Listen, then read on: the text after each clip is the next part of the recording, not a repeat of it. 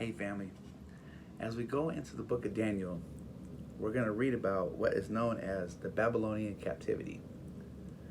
This is where Babylon had went and besieged Jerusalem and Judah, and they had took it over. They had captured it, and they had brought everybody back to Babylon. And it was because of Judah's unfaithfulness.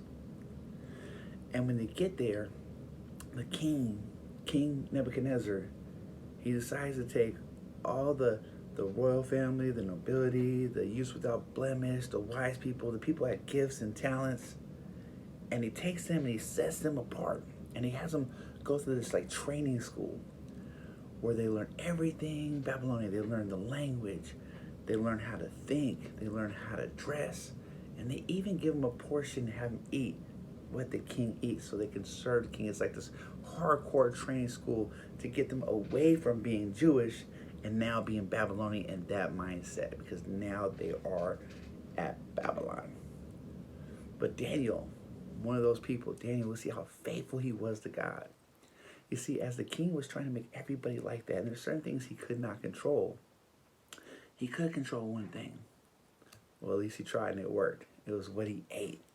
You see, as they were trying to get him away from their Jewish culture, Daniel knew that God had separated the Jewish people to be his holy people, set apart from everyone else.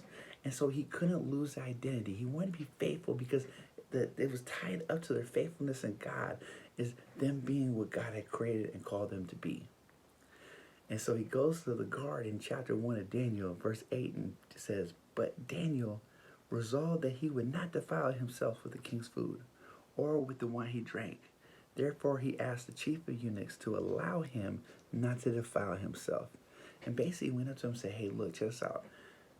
Let's do this. Let me eat just vegetables and water." This is what we call the Daniel fast. I don't know if you guys ever heard that before. Maybe your church has done it. And there's a whole bunch of different ways. But basically, it was vegetables and water. And he said, "Look, I know you're putting yourself to a risk, because actually, if you go against the king, off with your head." So he's like, "Look, just test it out for 10 days. And if we're not healthier than everybody else, then hey, there we go." So the chief eunuch, he does it. He allows them. And when he comes back, he sees that they're healthier. It seems like they're smarter, everything better than everybody else. And we're going to see, because of Daniel's faithfulness, we're going to see what happens. In verse 18, it says, "At the end of the time, when the king had commanded that they should be brought in, the chief of the eunuchs, of all of them, none was found like Daniel and his 3 friends.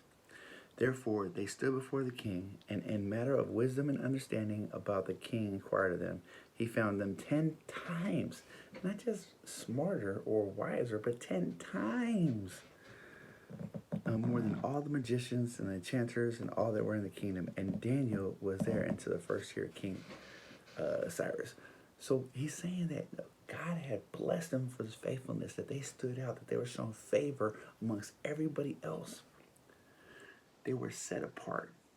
God was showing that if you're faithful to me, even in the midst of all this, I will set you apart. And he showed them favor to where they were able to thrive even through the hard circumstances. So my encouragement to you today is, whether it's the Daniel fast and you're going to, lean closer to God, or whatever it is that you're faithful in what God has called you to do, watch how God will set you apart and show you favor in the things and the areas of your life. All right, family, you have a blessed day.